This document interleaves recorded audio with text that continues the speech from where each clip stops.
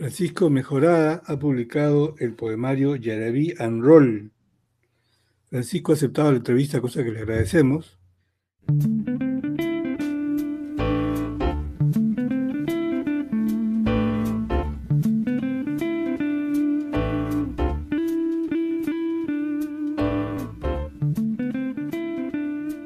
Él es productor radial, músico, escritor y periodista. Ha publicado 3 novelas de ficción histórica: El ADN de Pachacútec, La momia que más amé y El informe Huiracocha.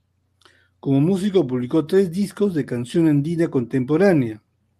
Ha consagrado gran parte de su vida y quehacer profesional a Radio Nacional del Perú, gestionando actividades además de producir y conducir diversos espacios culturales. Estudió Ingeniería Eléctrica en la Universidad Nacional del Callao, es licenciado en Periodismo en la Universidad Jaime Bauzá y Mesa y especializado en documentación audiovisual y fonográfica. Integró el proyecto UNESCO del Centro de Producción de Radio para el Fomento de la Educación y la Cultura, que dio origen a las primeras actividades de conservación de la memoria archivística del IRTP. Y estoy seguro que muchas cosas más, pero mejor nos quedamos en eso y comentamos este libro, este poemario que está lleno de añoranzas, tengo entendido. ¿Cómo estás, Paco? Gracias por aceptar la entrevista. ¿Qué tal, Carlos? Un saludo para ti y para todos tus oyentes y por supuesto bastante agradecido de la invitación y de esta oportunidad para comentar un poco sobre esta nueva obra, ¿no?, que nos acompaña. ¿Has escrito otros poemarios antes? Fíjate que no, en realidad este es mi debut porque yo vengo más bien de la novela histórica, de la ficción, con temas siempre vinculados a la identidad, particularmente la identidad prehispánica, que a mí siempre me ha seducido por mis lecturas de siempre. Y de pronto yo creo de que más bien este giro, no sé si temporal, a la poesía, viene por que en la última obra, que es el informe Huiracocha, generé una deuda con la poesía, porque uno de mis personajes en esa obra tiene una relación muy tóxica con gente vinculada a la poesía, y en realidad le doy bastante fuerte a la poesía y a los poetas de alguna parte del país. Entonces sentí que no era justo tampoco, ¿no? O sea, porque muchas personas me decían, oye, pero ¿qué te han hecho los poetas, ¿no? Para que los trates así. Entonces sentí también por algunos comentarios de amigos, de lectores que me decían que en este último libro encontraban más bien muchas figuras poéticas dentro de la prosa, y eso no me pareció ajeno ni extraño, Carlos, porque tú debes de saberlo, tanto como yo. Los que hacemos radio y escribimos en algún momento libretos, ahora no se escriben mucho los libretos, pero antes, yo cuando tenía un programa que era muy libreteado, muy esmerado en su producción, eh, trataba siempre de escribir presentaciones de las canciones con aspiraciones poéticas, inspirado un poco en el contenido de las obras musicales que yo presentaba. Entonces, alguna vez por ahí empecé a buscar en mis archivos, ahora que estamos en tiempo de pandemia, y dije, ¿qué tengo por aquí? Y me encuentro con hojas amarillentas ya de muchos años, donde yo presentaba canciones de Violeta Parra, de Víctor Jara, ¿no?, de Chabuca Granda, de Manuel Acosta, y efectivamente comprobé que estos comentarios de mi última novela eran ciertos, ¿no? Había cierta familiaridad con estas cosas de decir sin decir y a veces decir mucho, ¿no? Abriéndose un poco el pecho y dejando a un lado los pudores. Entonces me decidí por ahí primero a hacer una recopilación de varios textos que yo había hecho con mucha honestidad, por cierto, en su momento, y los dividí en 5 partes, ¿no? 2 de las cuales tiene que ver mucho con este horizonte tardío de mi obra literaria, ¿no? Que pretendí ponerla porque considero que la poesía es una suerte de fotografía sin Photoshop, ¿no? Sin maquillaje. Entonces, si me va a reflejar algo, pues que me refleje por completo, también inclusive en estas edades en las que yo jamás habría pensado publicar en algún momento, ¿no? Entonces fue así como nació Yara Roll. Pero debió haber algo que gatille, digamos, la idea, ¿no? Debió haber algo que fuera la piedra de toque, digamos, que generó que tú decidieras ya no solo escribir, sino publicar. Sí, bueno, yo ya venía de publicar estos tres libros, te digo, pero volcarme a la poesía y sin parecer poco optimista, significó también que precisamente en tiempos de pandemia yo pudiera publicar algo, porque pensé que en algún momento yo podría estar dentro de estas estadísticas que lamentablemente cada vez no crecen y no hay forma de revertirlas, pero yo me puse en todos los escenarios y dije, si esto resume de alguna manera parte de mi experiencia profesional en la radio por las anécdotas que te he señalado, parte de los enfoques interculturales que tienen que ver también mucho con estos héroes andinos a los cuales yo les rindo tributo en estas páginas, y también mi conexión con la música, etcétera. Entonces, ese soy yo. Entonces, ¿por qué no dejar un legado?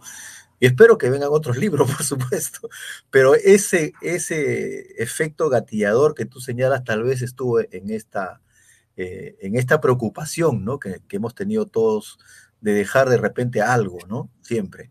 Ahora, tú dices que tenías algunos textos ya, que podrían haber sido, digamos, los borradores seguramente de algunos de los poemas que integran este libro, pero hay otros que fueron conscientemente creados pensando en el libro.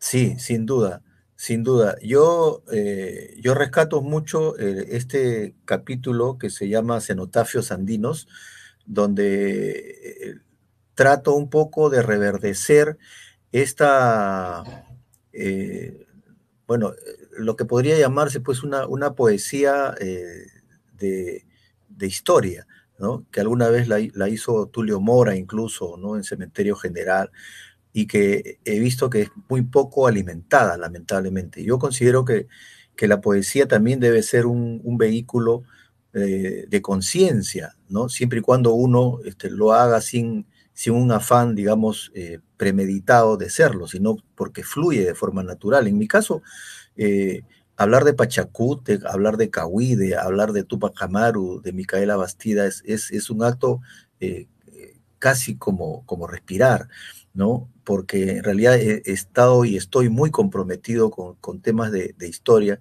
Y además, Carlos, porque considero que estos ejemplos no solamente reflejan, digamos, episodios del pasado, sino fundamentalmente generan una agenda que todavía no está cumplida. Tupac Amaru todavía sigue luchando por independencias, Cahuille todavía sigue defendiendo sus patrimonios. Y en fin, yo sentí una suerte de metáfora que me hizo animar a poder escribir especialmente para este libro, este capítulo, que es, digamos, uno de los que hasta ahora siento que más satisfacción me viene dando, porque primero no es una vertiente muy alimentada, ¿no? El poeta por lo general habla de sí mismo y de su entorno. Hablar de otras personas significa una gran dosis de admiración y de identificación también. Entonces, es lo que yo siento y estoy muy contento en realidad por los comentarios, especialmente de este capítulo y también del tema artístico, ¿no? Que es otro de los temas que a mí también me ha movilizado interiormente muchas cosas. Bueno, acabas de tocar un tema que compartimos, digamos, así, este interés por la historia, ¿no es cierto? Yo creo que una de las razones, incluso que a mí mismo me motivó a dedicarme al periodismo, es la historia, ¿no es cierto? Porque esa historia, la verdadera, quiero decir, que es la que se hacen los investigadores, los historiadores de verdad, que no es la que nos cuentan en el colegio, y que es tan distinta y que está tan llena de, en fin, de todo tipo de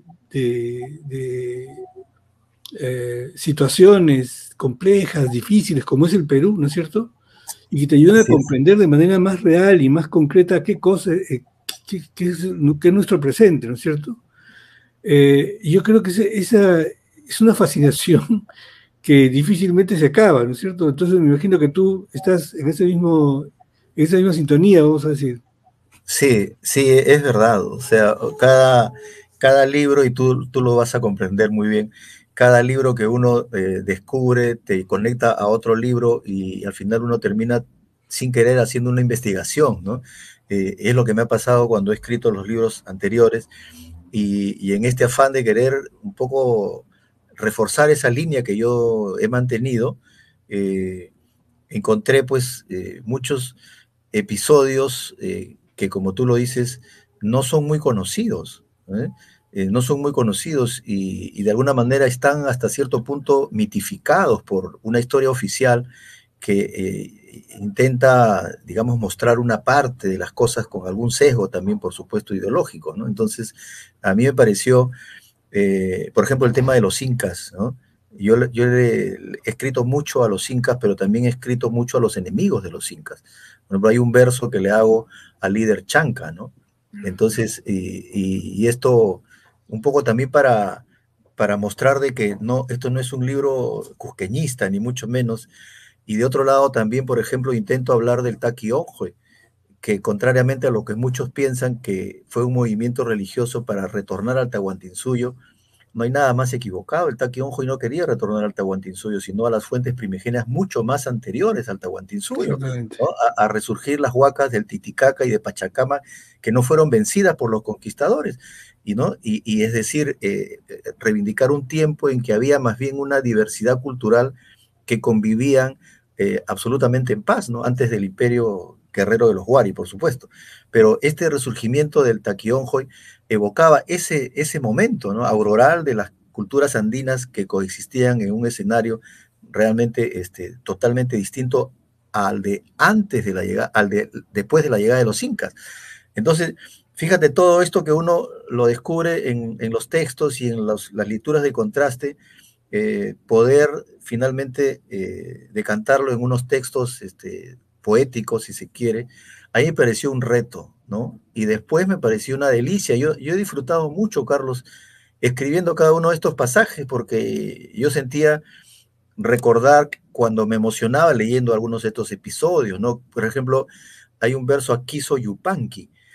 Quiso Yupanqui fue el enviado de Manco Inca para la toma de Lima y hubo un episodio que definió la derrota de Quiso Yupanqui, que fue precisamente cuando una de las, en realidad fue Quispe Sisa, ¿no? La concubina de Pizarro, que pide ayuda a su madre, ¿no? Contarhuacho de Huanca, para que envíe refuerzos, porque literalmente Lima estaba defendida por 4 gatos y el ejército inca de Quiso Yupanqui estaba alfombrando de guerreros el cerro San Cristóbal, de manera que la victoria era casi inminente a favor de los incas. Pero este detalle de la concubina de Pizarro que va, ¿no? Hace un poco de tiempo, Pizarro para entretener a Quiso y mientras tanto los huancas regresan a Lima a defender la ciudad, definió finalmente la victoria a favor de Francisco Pizarro, ¿no? A favor de los españoles. Y este verso habla sobre lo que podría haber sido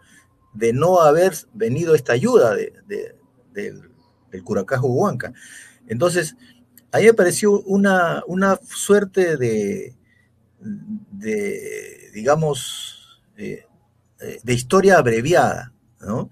Escribir estos textos, porque quien los lee probablemente tenga muchas preguntas. Afortunadamente, estas historias están al alcance de todos, y me permitieron, repito, disfrutar mucho, ¿no? De su construcción, de un poco también de su especulación también, ¿no? Cómo haces hablar a Pachacute, por ejemplo, o cómo tú recreas la huida de Túpac Amaru primero, ¿no? En el Valle de Vilcabamba, cuando finalmente Martín García de Loyola está tras él, ¿no? Por la recompensa también, por supuesto, que le había dado el virrey Toledo al que capture al Inca, y finalmente él, entre otras razones, por defender a su esposa que estaba embarazada, no la podía abandonar, retrasa su vida y por una fogata en el camino queda delatado el lugar donde él había estado refugiado, ¿no? Y es así como, con ayuda de otras etnias incluso que no estaban a favor de los incas,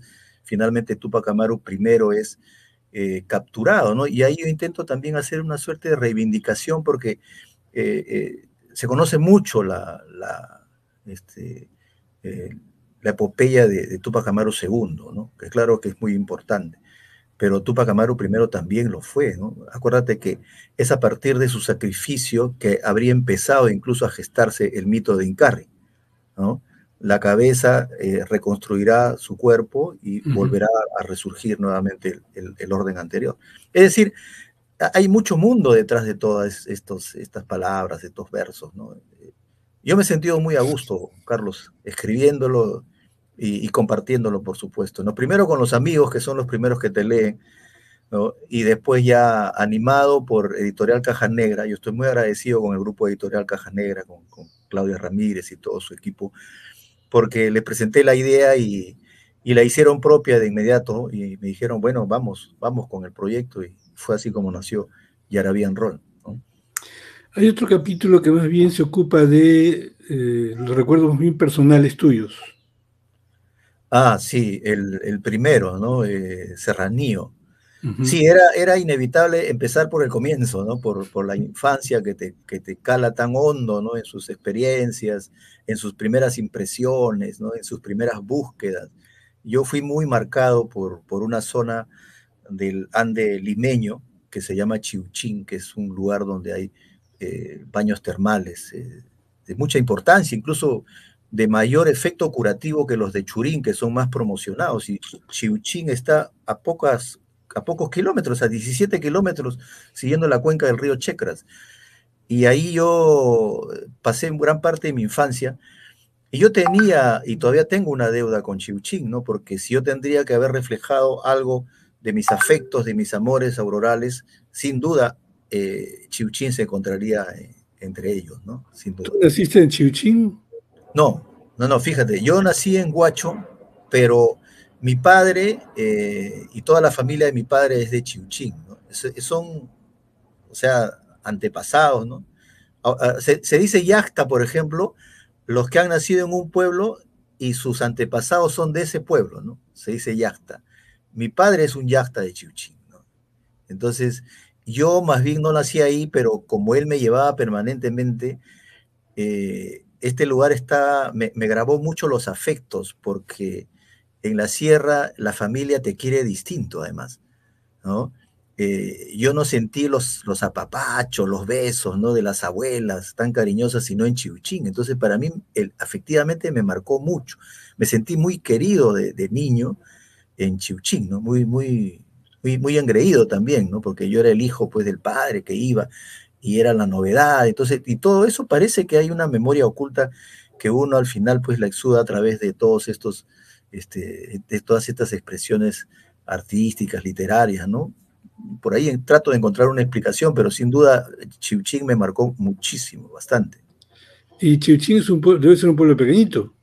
Pequeñito, tiene 3 manzanas y para de contar, es casi un paraje, ¿no?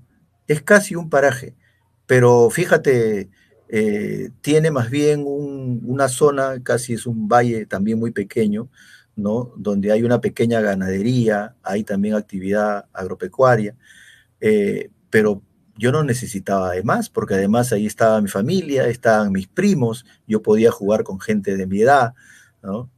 Y estaban los baños termales también, que para mí, a mis escasos años, resultaba pues ser toda una cosa misteriosa, ¿no? Ver que de las entrañas del cerro salían sequías vaporosas, ¿no?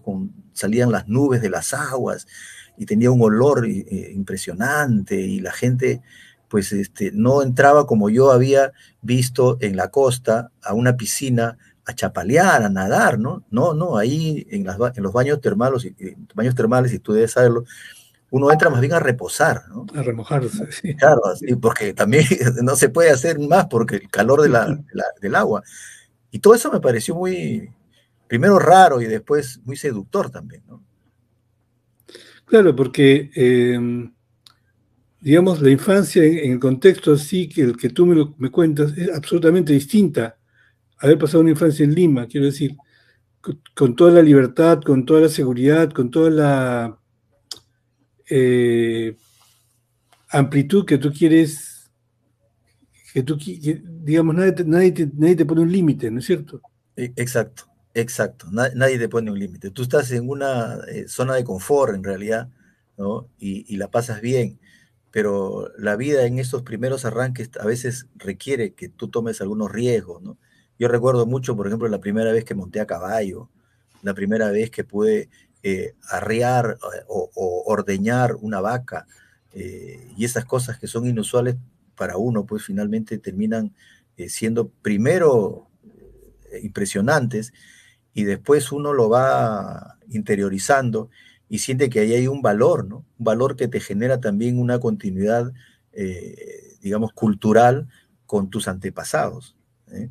Con tus antepasados. Yo recuerdo mucho cuando mi padre me llevaba al cementerio, por ejemplo, y me decía, aquí está tu abuela, aquí está tu tatarabuela, y yo solamente veía algunas piedras, no entendía el significado, y después leyendo la historia me doy cuenta lo importante que es saber honrar el pasado, ¿no? Somos parte del pasado también. En realidad, algunos dicen que más somos el pasado que el presente, pero el presente es muy efímero y el futuro nunca lo tenemos. Somos sustancialmente pasado, ¿no? Y hay que honrar el pasado. Entonces, yo aprendí un poco eso también de esa experiencia. ¿Ya has vuelto a Chiuchín? Ahí tengo la otra deuda. Hace más de 20 años que no voy a Chipsen. Yo me he prometido volver.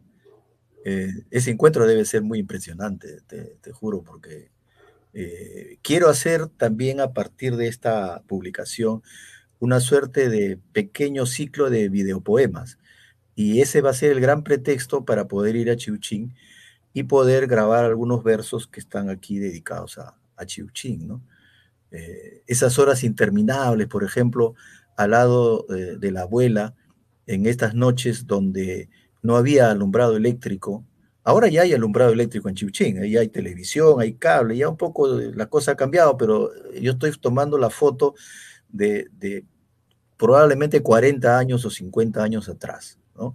Donde tener una Petromax, que es una lámpara de querosene con su camiseta, ¿no? Que emulaba un poco el foco eléctrico, era un lujo, Carlos. O sea, todos tenían vela, se alumbraban con vela. Pero tener una Petromax era un lujo, entonces los restaurantes trataban de tener una Petromax para darle cierta comodidad a los pasajeros, ¿no? Que tenían que quedarse a esperar la góndola que pasaba a las 4 de la mañana, entonces estaban ahí. Y yo me quedaba pues congelado, ¿no? No de frío, sino de la emoción de escuchar a mi tía abuela a la luz de la Petromax contar historias de pistacos, ¿no? De jinetes sin cabeza, de aparecidos, ¿no? Imagínate con, una, con un silencio sepulcral, solamente con el fondo del canto de los grillos, ¿no? Y después toda la noche, pues totalmente penumbrosa, ¿no? Solamente con la Petromax. Entonces, eso también para mí significó escribir algo, ¿no? Recordando esas escenas.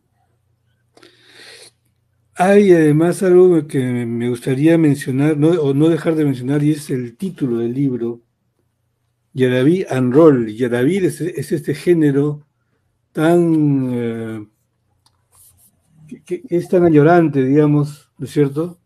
Que es Así es. tan triste en algunos casos, y el roll tiene que ver con el rock and roll.